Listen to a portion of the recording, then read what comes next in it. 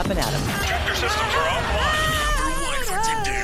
We are Beyond FM. Beyond FM. The future of broadcasting is here.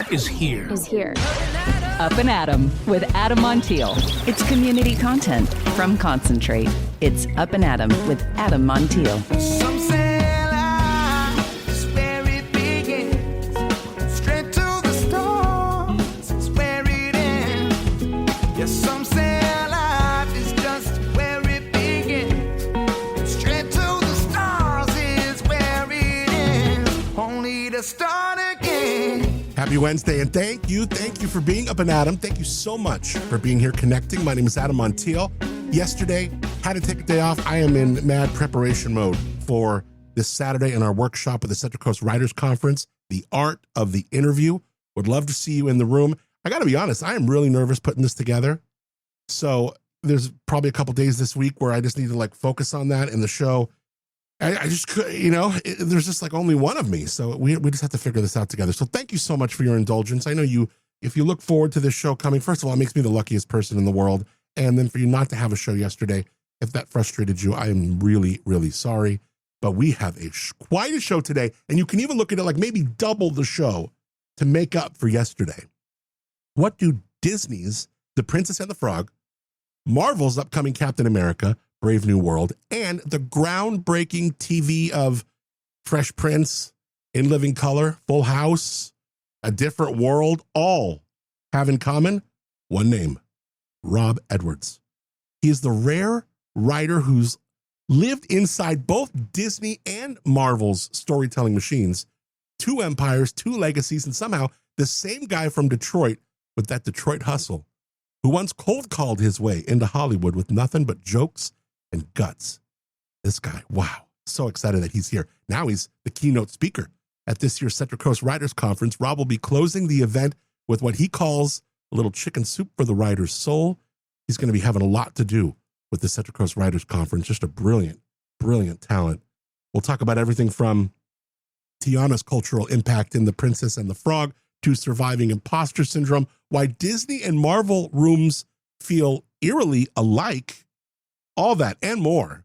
He's really one of a kind. Coming up later in the show, the one and only Rob Edwards. This conversation is definitely going to stay with you, and get to centralcoastwritersconference.com and get involved. This year's theme, it's time.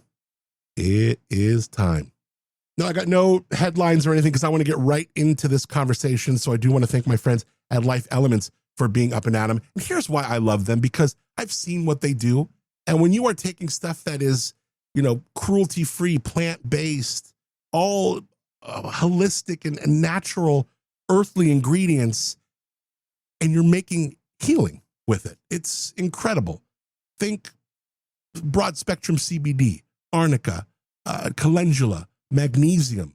Their products, whether it's their deodorant that doesn't have any aluminum in it, whether their CBD stick, which is gaining popularity all over the country / globe.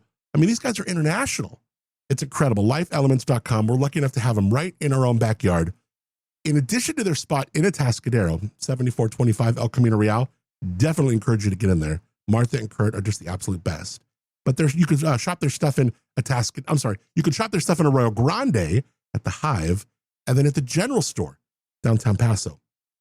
Of course, yes, LifeElements.com. When you're there, use the promo code Adam, save 15%. And thank you so much to Life Elements for supporting local broadcasting and for being Up+Adam.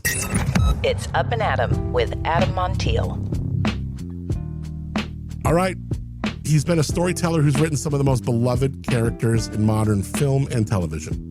From Full House, Fresh Prince of Bel-Air, In Living Color, Disney's Treasure Planet, The Princess and the Frog. Now he's stepping into the Marvel Universe with Captain America, Brave New World.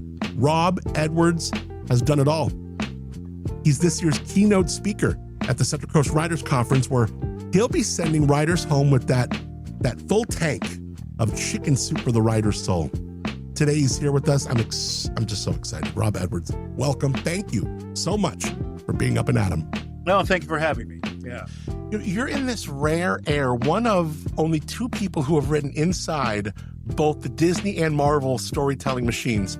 Two empires, two legacies, two totally different flavors of pressure. What surprised you most, Rob, about those, how they work, how the rooms work, Disney and Marvel, when it comes to shaping a story? Is there one moment from either room where you still replay in your head, I'm like, well, did that just happen? Like, what's going on here? Actually, what amazes me is how similar they were. In fact, Kevin Feige was asking me, like, how do they work at Disney? And I said, well, they have individual conference rooms, and each individual conference room has all the artwork. So if an artist is just coming up with some new stuff, they come in and they put it on the walls, and every meeting that you have is in that room. And you just, that's your ecosystem, and you just talk all the time like that.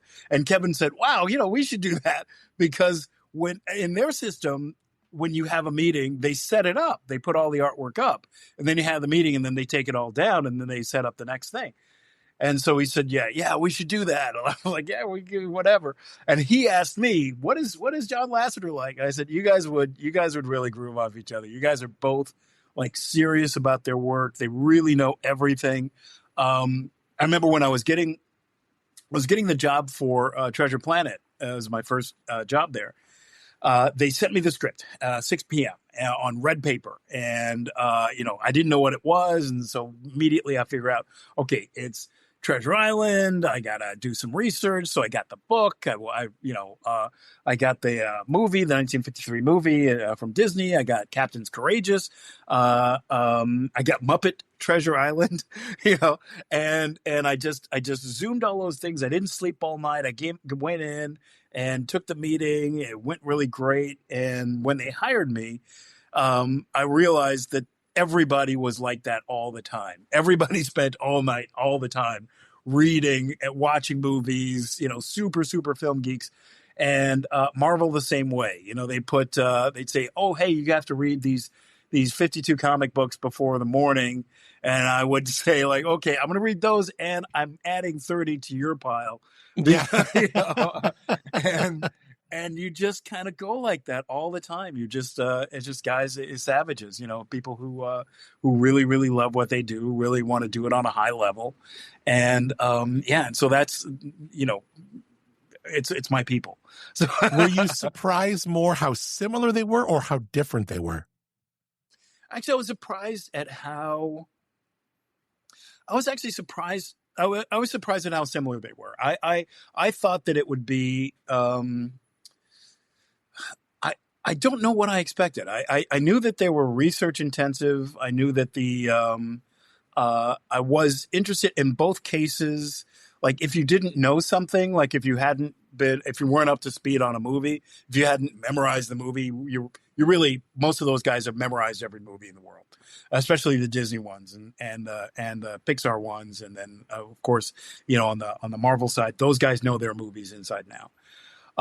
And so I expected that, but I didn't expect how kind they would be when you didn't know stuff, and they would just say, like, oh, okay, don't worry about it. But tomorrow morning, these things are in your file, check them out. And so, and the meeting ends at 10 p.m.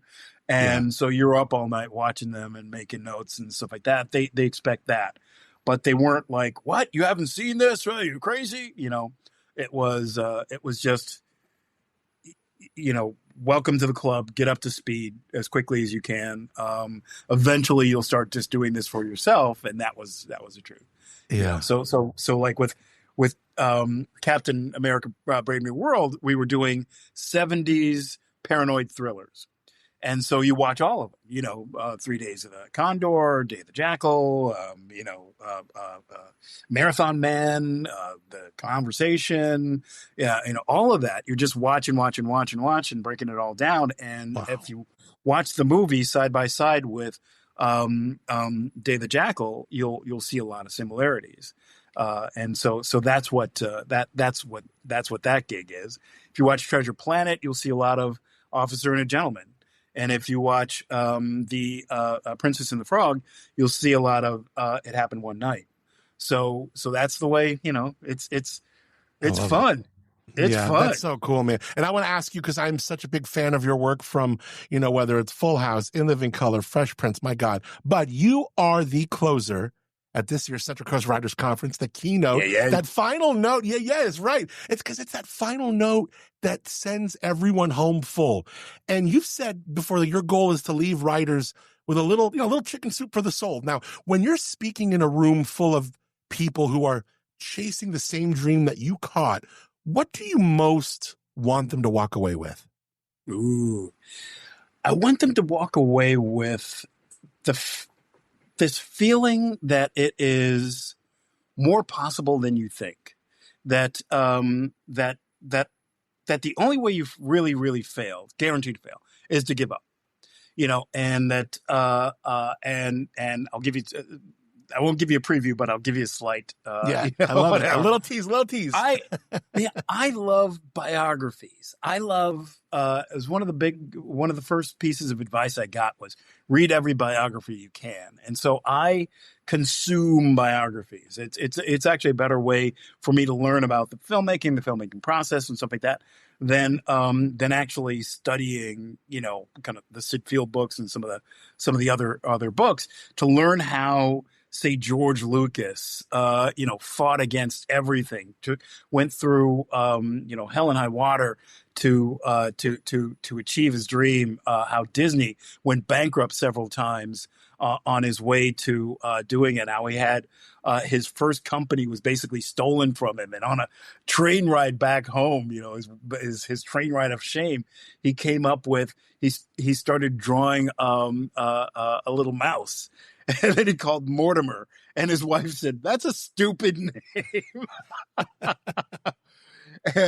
and from those ashes came this thing where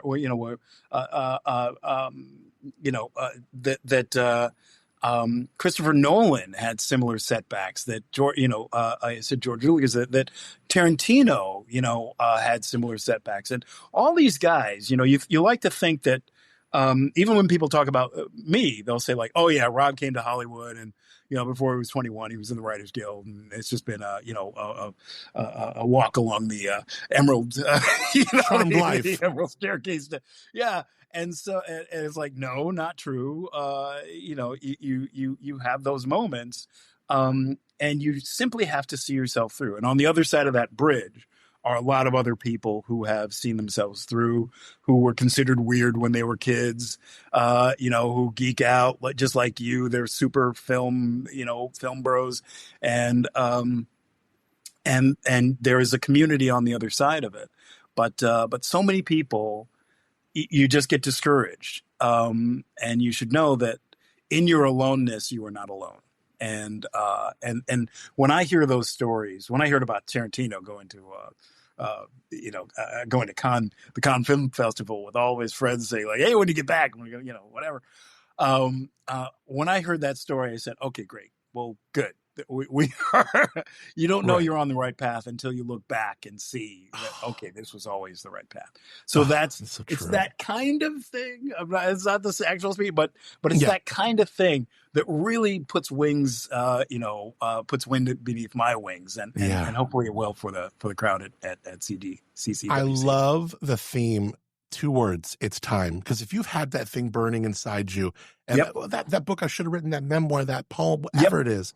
Now, you've built entire animated universes, but what I keep coming back to is this masterclass series where this you're going to do on Friday, everything they never taught me about screenwriting in film school. Why do you think so many screenwriting gurus miss that moment, miss teaching the real stuff writers need to hear? Yeah. Well, I think it's just the way that the industry kind of formed around film education and filmmaking. That a lot of these guys, and they're wonderful people, and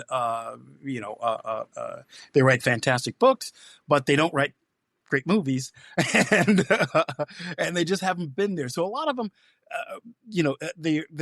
their books and their approaches are from the standpoint of people who watched a lot of films, so Casablanca is a great film, so write Casablanca. And the writers, from a writer's standpoint, you have to sit there and look at a blank page, develop an idea, develop its themes, its characters and stuff like that, and then go. And that you just really never learn because you're kind of learning it backwards. You're learning like, okay, these are great movies. Make a movie like these great movies. For me, it's interesting because when I graduated from Syracuse, I thought, I'd gotten all A's in Syracuse. It was like, okay, great. I am going to kill, Hollywood, watch out. And very quickly you're like, what, people are saying, what are you talking about? What is that? What are these things you're doing? This is not very good writing. And so you have to learn on your feet. And, you go into one sitcom, and you think you've got that down, and then you go into another sitcom with a completely different way of storytelling and joke telling and stuff like that, and you say like, oh, okay, I have to get up to speed on this really quickly. And then you go to when I went to Disney, a whole different way of doing stuff. Before that, I'd done action movies with Larry Gordon, who did Predator, and it was a whole different way of telling stories. And I had to get up to speed. Like as soon as I got there, I had to get up to speed on that. Like I say, Disney was very different. Marvel was very different. That at every one of these, you basically have a weekend of film school to get up to speed. And so the people who survive, especially different, when you talk about going from one ecosystem to another, the people who survive that are able to kind of put themselves through 4 years of college education pretty quickly. Those methods are going to be what I'll be sharing in that workshop. From teaching at USC, mentoring writers in Hollywood, you always carve out time for real talk, truth over theory. And that's rare. And I think it's really, really needed, right? Is there one myth, Rob, that you'd love to bust right out the gate? One thing that every film student should unlearn before they start? Ooh. Man, I don't. Let's see. I would hate to... you graduate from film school and you really are, you are full of yourselves, which is a superpower. It is actually a good thing. I would hate for anybody to think like, oh, I've learned the wrong stuff or whatever. I think that your cockiness is what drives you. It's usually coupled very aggressively by self-doubt and imposter syndrome and yes, exactly. All the things that stop you. There is an angel on one side and a devil on the other shoulder. And a lot of times the devil is just a lot more aggressive than the angel telling you you're great and this is going to be the greatest thing that's ever written. So I would hate to do that. I think that everybody has everybody, you develop a skill set. And you're just trying to develop that into better things. If you want to be a professional soccer player or something, and you just run weird, fine, run weird for a little while, but learn the game. And as you go, you kind of learn what is. Oh, I should probably not cross my feet in front of each other as I'm running around. That's a good thing to unlearn real quick, and then off you go. But you want to just keep moving forward all the time. I would say that one thing that I did learn was how to learn. We had at Syracuse, we had this great film library that nobody took advantage of. It was a little bit obnoxious for this one guy because it was, I'm super old and the guy would kind of screen 16 millimeter copies of a ton of movies. He would just go, there was a big library. He would order them overnight and then he would screen them. So he would sit in a screening room watching movies. And you could make a list as long as you wanted. And the guy was super patient and he would just sit there and screen them for you. And, you didn't have the advantage of like, hey, could you just go back 30 seconds? I just want to see, I just want to make some notes on what I just saw. You could ask for a reel, you could ask for like 15 minutes to half an hour to be reshown, but you couldn't really, jump back or pause or anything like that because you burned the film. So, but you could watch all these things. And I just had a huge list. It was like, okay, I want to watch all of the John Ford movies. Okay, well, we have these 6. You sure you want to watch them? Yeah, I want to watch them. And, I'll watch 3 on Saturday and 3 on Sunday, if that's okay with you. It's like, okay, cool. And you would just watch and watch and watch and take your notes and really dive in. And I find that was it Tom Cruise says he watches a movie a day, and every day without fail. And there's a reason why he's great. He knows all the movies. He knows all the stuff, and he can. You can see homages to all of his stuff in everything. Quentin Tarantino keeps a 3x5 card of every single movie he's ever seen and what he wants to remember about them. Now, this is a guy who's seen thousands of movies, and he has notes on every single one so that he never forgets what he loved about these various movies. I think that's where it starts. That's the best thing that I take from my education. It's a thing that is, it endures. And, at the very least, you're watching movies that you truly love. And, there's no wrong way to, educate yourself in movies or books. If you read a lot of books, if you, read a lot of poetry, the same thing. You're just enjoying your art form. Yeah. It's edifying you, and you're showing yourself to be a true student of it. Yes. When I think, Rob, Full House, Fresh Prince, In Living Color, oh my God, these shows, they couldn't be more like literally in my diary, my journal of my history, but these shows couldn't be more different. 3 rooms you helped shape. It's an incredible pedigree of comedy, those. What did you learn in those early TV rooms that you still bring into your writing rooms today, whether it's Marvel, Disney, a USC classroom? What did you take from those incredibly fun and memorable times? Cool. Well, because this is a writer's forum, I'm gonna get super geeky for just a second, please. Full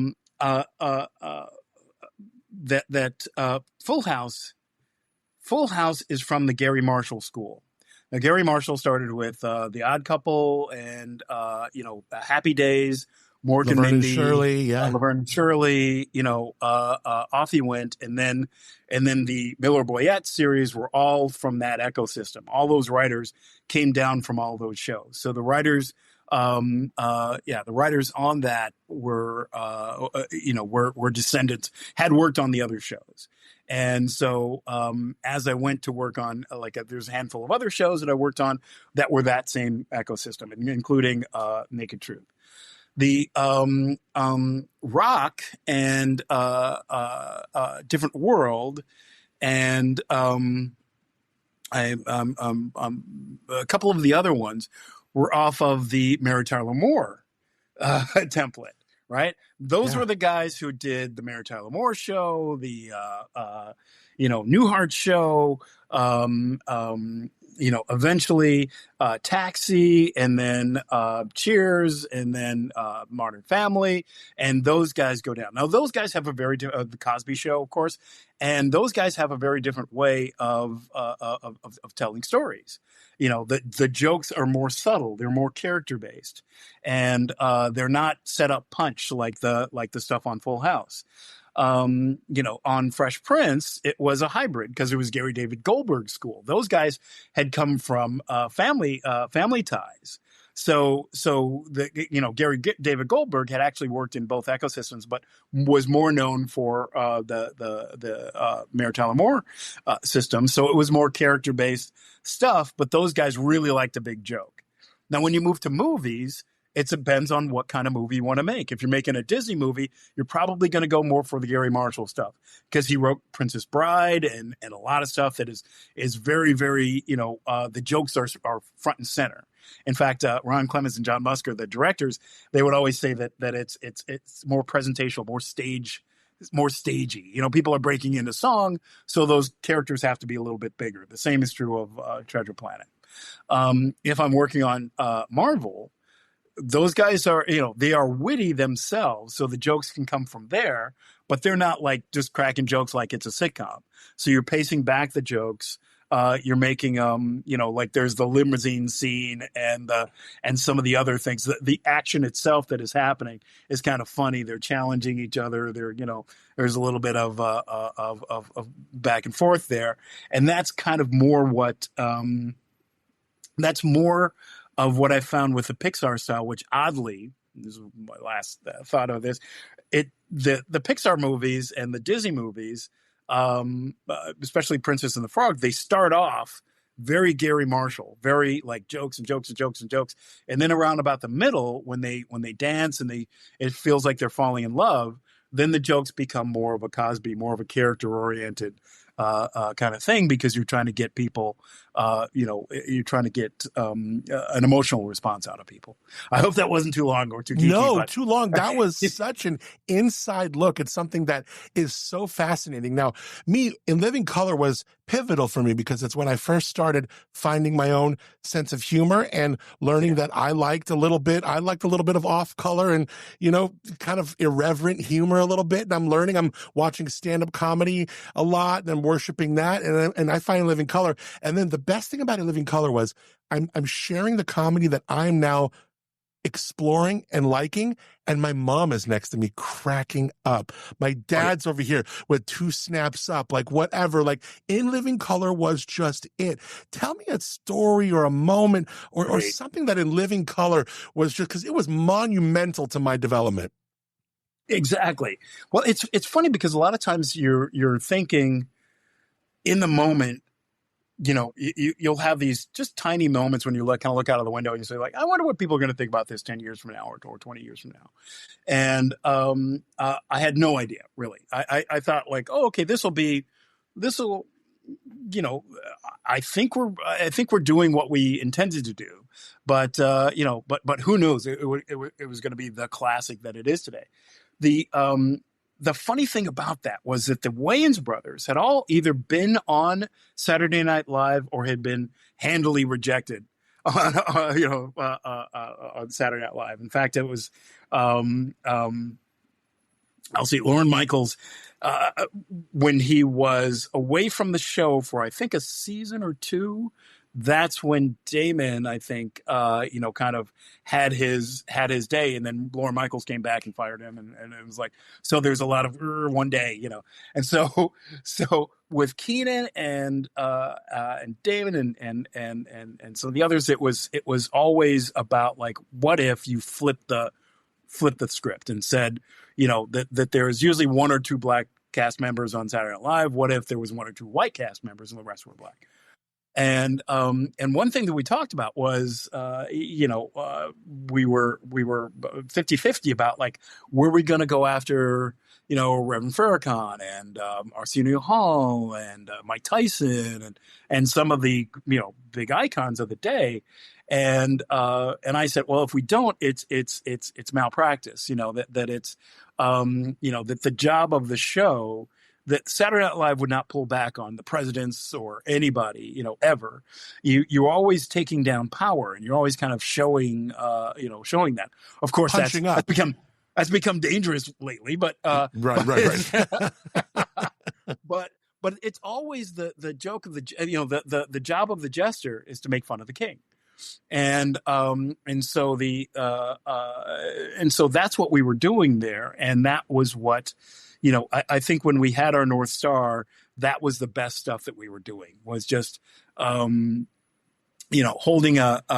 just lampooning all of the stuff that only our community knew about. And we had the just incredible blessing of, the fact that Keenan just happened to be friends with everybody funny in the universe. And so, Jim Carrey just kind of like, coming out of more or less nowhere. He had done Doing Time on Maple Drive, and he had done Duck Factory. And he was kind of around and just wanted to kind of get out there and prove he was funny. This is before all the other stuff.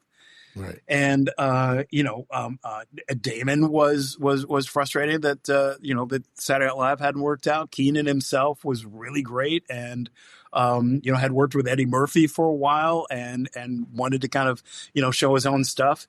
And, his Kim Wayans, Pete Davidson, David Allen Greer. All these guys were just Jamie Foxx. Geez, don't Tommy Davidson. You accidentally said Pete Davidson. Tommy Davidson. Oh, well, yeah. Oh, geez, Pete Davidson was for another time. But yeah. Pete Davidson was probably a baby. Exactly.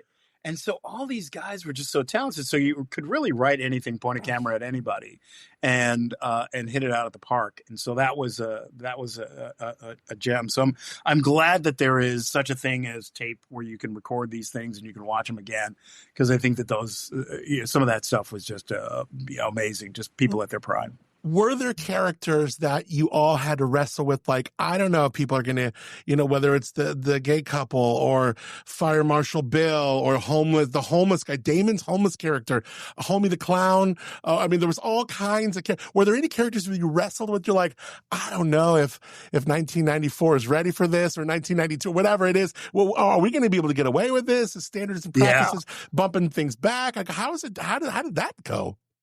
Well, that was the thing. There were a lot of these characters, a lot of them, the guys had kind of, very much like Saturday Night Live, where when they auditioned, and we did this audition at the Laugh Factory, it was great. When they auditioned with a bunch of their characters. Like, hey, here's a guy I got that does this, and here's a guy who does this, and here's whatever.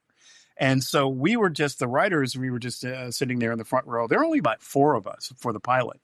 And we're just taking notes like, oh, that would be funny if we did this or whatever. Fireman Bob goes to the schools and stuff like, and that'd be great. And we were just, we just made all the notes on these characters and they would play. The most of them, I was like, it was just amazing seeing what would happen and all that stuff. The only thing that I thought was a little bit like I had a question mark by was the Homeboy Shopping Network. Oh, it was an extremely funny thing, but I thought the way we were doing it was, Fire Marshal Bob was making fun of the firemen would come in and, like the officer friendly kind of thing. And, we were making fun of Arsenio Hall or of Urban Farrakhan or any of those, or Mike Tyson, we were shooting up. But the Homeboy Shopping Network was shooting down. That was we were making fun of homeless people. And I thought, like, okay, this is really funny. I get it. The guys are great. The performances are awesome. It's a funny premise. I'm laughing. I'm just laughing. I just thought that the cannon was firing in the wrong direction. But I was wrong, because the way they did it was to make fun of people who make fun of the homeless. And that was the better way. Yeah. What an interesting and just an incredible insight. I think of like Princess and the Frog. This wasn't just a hit. This was really a cultural moment, Rob. When you were writing Tiana's story, did you know how personal it would become for so many? Or did that even sneak up on you the way stories sometimes can? Nope. I'm always very aware. I always have this. There's a saying at Pixar that be a film goer first, be a filmmaker second, which is a guiding light for me all the way through. Even when I was working with Marvel, they said it's a very similar thing. Like, this is for fans by fans. And when we were working on, when I was working with Aaron Sorkin on Studio 60, he said, no, we're doing this for the people in the room. And so I always focus on that. And so I thought, like, I had at the time, my son was, I think he was 2 or 3. And I thought, okay, when the movie comes out, he's going to be 5. It's going to be perfect, for him. This will be just wonderful. I think that was the math. And then, so all the way through, I was thinking, okay, I'm writing. He's sitting next to me. Does he like it? Does he like it? How about that? You like that kind of thing? And then also, like, my wife and my parents, I put them in the room with me. I'm like, could I sit in the theater with everybody in my family and have them equally enjoy the movie? So that was the first thing.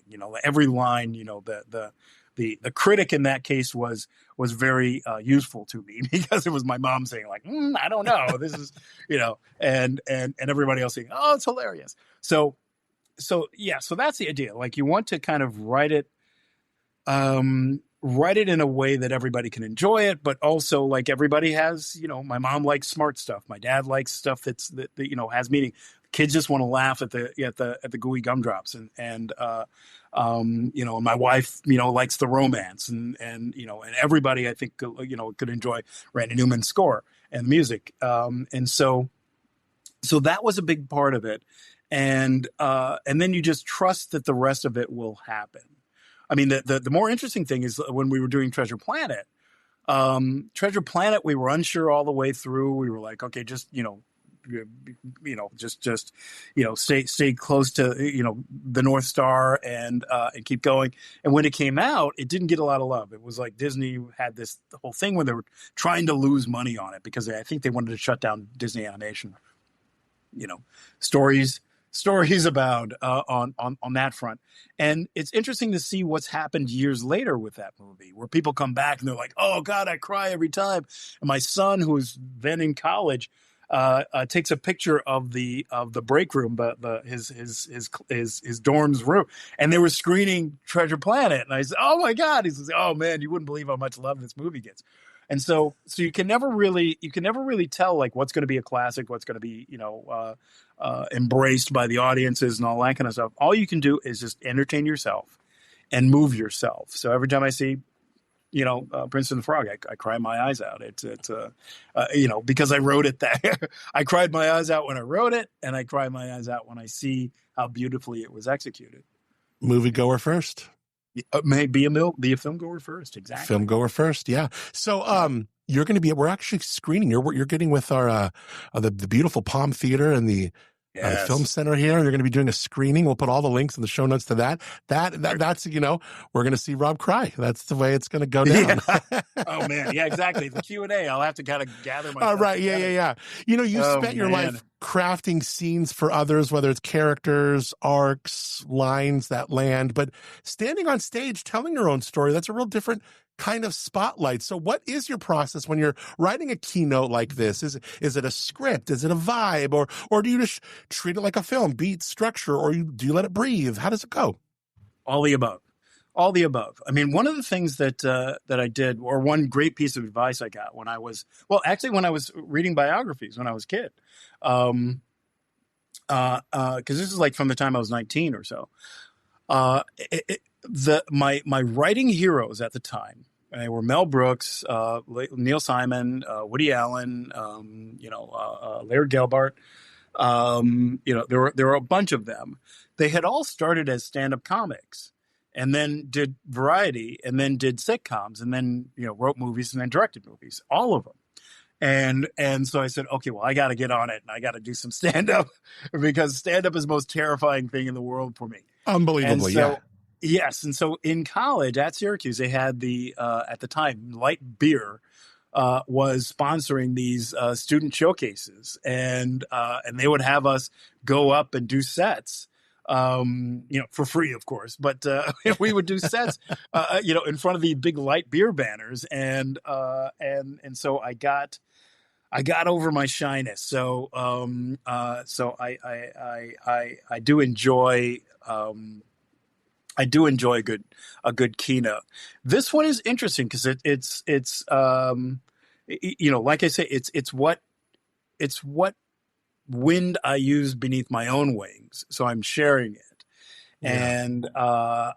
And so that's going to be the fun of it, but I as a writer, I do like speeches. I like getting up there and kind of sharing stuff and hearing the feedback and that.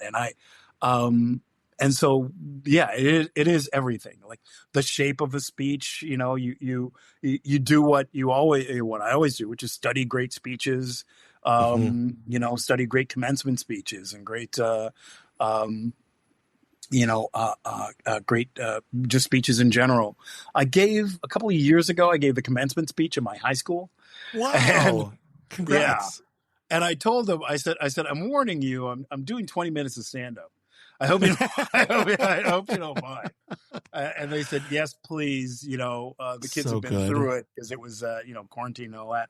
And we just had a ball. So I'm hoping That's to, awesome. to leave the crowd with a little kick. Stand up is so scary. In fact, we did a thing up here, a charity thing. Craig Shoemaker, he loves the Central Coast. He comes up here often, and and I had to introduce Craig Shoemaker. It was great. I got a chance to introduce Craig Shoemaker, and he goes, "So how long are you going to do? How long's your set?" 10? No, I'm like, dude, I'm just introducing you. He's like, no, can you do 10 minutes? Do 10 minutes. I'm like, well, dude, I'm a radio guy. I feel like I told you earlier, I've revered stand-up comedians so much, studied it so much, I host things, with my job, but to get up there and to do stand-up, man, that is the absolute. It's just the absolute. It's like jumping off a cliff. It's like jumping off it's like base jumping. It's incredibly exhilarating, and I'm scared to death of it. I'm actually doing a workshop. All the reasons why you have to do it. Oh now man, you're right. have to do it. You have to do the thing you fear the most, because it's like saying, well, my right arm is really strong, but my left arm is not so strong, so I'm never gonna lift anything with my left arm. You're right. Is that it's those little components that make you better. The thing you fear the most is the thing you have to do. And so that's why it was for me, like, look, if my dream was to write movies, and I knew that on the way I would have to write sitcoms, and I knew that sitcoms, the basic element of sitcom is joke, right? So if you, there's this great study, they were talking about the way people, when they win something, the way they celebrate is the core skill of the thing that they do. So when you see tennis players, they always go down on their knees, because getting down is the most important thing. If you see, basketball players like Michael Jordan, he wins a championship, he goes leaping up into the air, and he just goes jumping and all that. And football players bash into each other, right? Yeah. And so, right. so jokes are the distillation, the most important element of elocution. To be comfortable with a good joke is really, really, important. And the more comfortable you are with it, the better everything becomes. The better your writing is, the better your speaking is. I'm going to use that as fuel to do this, because I'm going to use that as encouragement, because I got to try that. I'm actually doing a workshop at the Central Coast Writers Conference, and I got to be real. I did a TEDx. It felt good. It went really well. It was an adventure. I was nervous as you have no idea, and it went really well. But the Writers Conference, like, I'm struggling with a little of that, that voice in my head. You don't belong here. That total imposter syndrome. I don't know. What do you say to someone who's, that question is even after all one's credits, and feel like, do I belong here? Should I be? You know what I mean? I'll tell you, two things. One is, you don't get better at the things you don't do. You will never get better at the things you don't do. Right. The second is that little imposter thing, that little voicey thing. It doesn't ever go away, but it gets a lot quieter. When I was 20 and I just got out to Hollywood and I was like, I'm going to be the greatest writer in the world, I was speaking out of nothing. That was just gas. That was just cockiness and whatever. I'm going to be the whatever. Right. And off you go. And then after a couple of things, after Fresh Prince, and I become like kind of the writer of note on that show. And when Andy and Susan Borowitz left the show, they actually offered, they talked to me about running the show. The same thing with in Living Color, I was the first writer hired, and on, Full House and a bunch of stuff where it was quickly becoming like, oh, okay, Rob is good at writing. That's a good thing. And then, going off to Disney and, whatever, all these jobs, you're not the only one they're interviewing for these jobs. There's like dozens of people that go in for these things. So getting, Treasure Planet was a big deal. And then getting, Prince and the Frog was amazing. And of course, Captain America. So at a certain point, it's like, it's not like, oh, I'm cocky, whatever. I'm like, I know what I can do. I'm not as good as I would like to be, but I know what I can do. But that all just comes from reps. If you make a table every day for 3 years, you're going to get really good at making tables. People are going to like your tables. You're going to find some things about tables that people just don't know. If you write a paragraph or you write an essay or you write, you write 5 pages a day for 3-4 years, you're going to get pretty good at it. If you sit down and write a joke every day, just end of the day, you're like, you know what? I found some things funny. Let me just see if I can write a joke. That's how I started. I lied my way into a job writing jokes. I said, they said, hey, send me your sample. And I said, are you just curious? And I'm in college. I'm in college in the dorm. And they said, I'm just curious, what exactly do you mean when you say sample? I said, oh yeah, 5 jokes. And I was like, okay, great. I'll have them write for you. And I hung up the phone and I thought, okay, well, if they never hear from me again, then it doesn't matter. There's a person in California, I'm in Syracuse, really, whatever. I'm never going to bump into them on the street and they're going to say, hey, where are those jokes? Yeah. And so I just got a blank piece of paper and I put a pen on it and I just put it on my bed and I just sat there and I tried to sleep. And then I kept waking up and I wrote jokes. And I was supposed to write 5. I think I wrote 15 jokes in the middle of the night. And then I woke up, I circled 5, I typed them up, I sent them. I said, okay, well, we'll see what happens. And then she called back and she, said, hey, I'm buying 3 of these jokes. I'll send you the check. When are you coming out to Hollywood? Oh, summer break, Yeah. But that was it. But you don't get, but that was just it. I was like, okay, just blind. I need to do this. I wonder if I could do this, reasonably well. Okay, I'm going to lie myself into a job. And then if I fail at it, I fail at it. I found out something. I have data. If I succeed at it, I'll whatever. And I spent the entire summer writing jokes. And by the end of the summer, I was good enough to do the Light Beer comedy shows. But that was it. I was just writing jokes and sending them in oh, I like this one. I don't like this one. This is a good joke, but I can't use it. Okay, great. Yeah. And then I would call up other comics and say, hey, would you like these? I got 2 unsold jokes today. Oh, okay, good. Well, hey, why don't you put me in the front of the line? Well, because you don't pay as much as the other person. Well, what if I did? Okay, great. And then you wind up like, door-to-door sales and you get, you just get into this rhythm. And then by the end of it, I said, okay, well, these are the jokes I sold. And this is why they sold. This is what's good about them. And pick up the newspaper, start filing through it and saying like, okay, well, here are, 50 things that I think are funny in the newspaper. I'm going to go up and do a set on them on Friday. And if I wouldn't tell any of my friends, here's the thing. Yes, I wouldn't tell either. any of my friends. Nope. Ever. Never told any of my friends that I was going up. I would just sneak out and just drive to a venue. Here he is, ladies and gentlemen, from Detroit, Michigan. It's Rob Edwards. And I would just get up and I would do, whatever 5-6 minutes of material. And, thank everybody, get off the stage and then go back and listen to the tape. And I would X out a bunch of jokes and then I would go in with new stuff. But,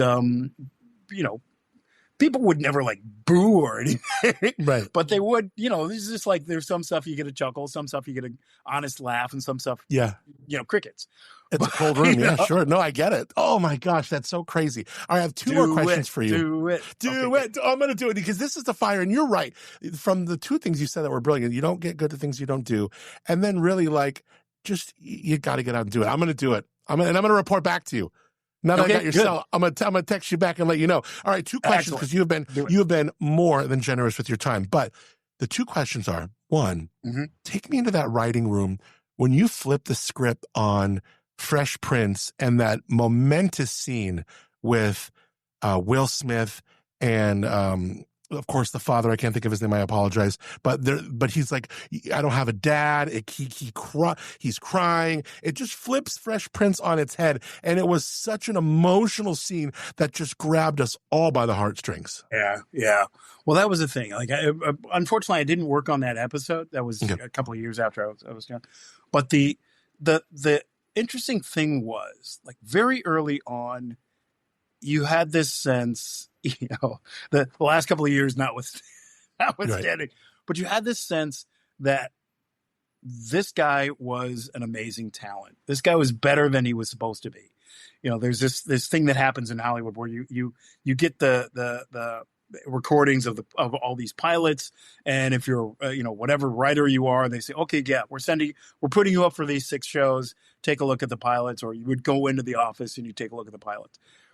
And I'm just watching, and I say, like, oh, hey, there's Alfonso Ribeiro, the kid from from Silver Spoons, from Silver Spoons, and from the Tap Dance Kid, and and from the Pepsi commercials, and it's like, wow, he's a talented guy. And Karen Parsons I hadn't seen before, and whatever. And then like, oh, hey, there's James Avery, he plays every judge on on Law and Order, and and of course Janet Hubert Whitten. And I thought, like, well, this is a great cast, and I said, well, what's the deal with this show? And they said, well, they really want to meet you. And, I'd gone to a school that was very much like, Bel-Air Prep. In fact, I took pictures of my school to the art department, and they designed Bel-Air Prep after my school. Wow. I'd grown up in Detroit, so I had kind of a conversion, very similar conversion to the one that Will had. And it was one of these things where you could just give Will anything to do. He was fearless comedically, and he was boundless in terms of what he was capable of as a dramatic actor. And so the challenge to all the writers were to write to that level. That Fonz could handle anything. Janet James, of course, could do whatever words you put in front of him. They were all super gracious. Nobody would ever come at you and say, like, oh, this is terrible writing. They would jump into it, and if anything, at the run-throughs, you would say, we didn't write this to the level of the acting that is happening with it. So when I saw that episode, I thought, okay, good. They let Will completely out of the box and let him go to that side of himself. It was just an amazing piece of acting, and one of those things that reverberates with so many people, because for the first time, and you can't do that in the first season, you have to do that deep into the series, where you see the pain behind the comedy. Yeah. And, yes. That's, and that's what it's always been there. It's always under the surface, through the entire series, but now you see it. Okay, well, there it is. The monster's out of the box. And it was just brilliant. Yeah. Just brilliant. The final question, I'm so curious the process, and I've always been fascinated by it. Are you writing things down on a pad of paper? Are you going in your notes app on your iPhone? Are you using AI? Are you averted? Do you have an aversion to it? Are you like, hey, I get it now, or I can wrap my head around a little bit of an AI? Where are your thoughts on the process, and even throw in a little of your opinions on AI in the process? Yes. Well, AI is interesting because I have not. People are coming around the block on AI. I think that it started and everybody said it's the devil. Don't use it. Don't talk about it. Even at USC, they were like, we have no AI policy, and my policy was, if you use it, let me know, because if I catch you, I have to go according to policy. But if you're using it as a tool, and that's what a lot of people are doing. You use it as a writing partner. Hey, AI, can you help me? What were the 10 greatest action movies, or the 10 greatest action sequences in something? What were the 10 greatest romantic sequences of all time? What if a duck fell in love with a platypus, and what would that be like? And they, and could you write me 3 pages on that? How would they meet? And that AI can just kind of generate stuff kind of based on other stuff a lot of the time. But you can use it to kind of get you off of the blank page. The problem is it's soulless, and it's it's generally derivative. And it's early in the process, so you're going to get in trouble for it. Somebody's going to find you out. What I've heard that is really good, I heard somebody on the Script Notes podcast was talking about how they created 3 executives that they knew, and said, okay, I'm going to pitch my movie to you 3 executives. And so you get these notes back from the AI, and you can anticipate the notes that you're going to get when you go into the, into your pitch, and you can either, adjust accordingly, or you can say, okay, or you can prepare yourself for those, for those notes. I think that seems to be a good way to do it, which is right. That's a smart way to do it. Yeah, like a French tutor, or whatever. Like just steer me away from the from the all the cliffs and the all of the boundaries that will just kind of kill you in these situations. So that's I think the best way to approach it. Somebody will come up with a better tools, better ways to do it. I don't like the idea of it replacing, say, actors or special effects or any of that. I think that's just wrong. I do see a move more and more towards putting people out of work. It's become almost a standard as far as creating decks. Creating if you're gonna say like, oh, this is a movie. It's Denzel Washington and and Damon Wayans and you can ask it to create 2 firefighters that look like people and create a poster for it and do all kinds of stuff that's become ubiquitous, and I wish it wasn't, because it always looks like it what it is. That you didn't get those 2 guys to go in the middle of the rain and put on helmets or anything. So it distances you from it. But it's here to stay. It's going to get better.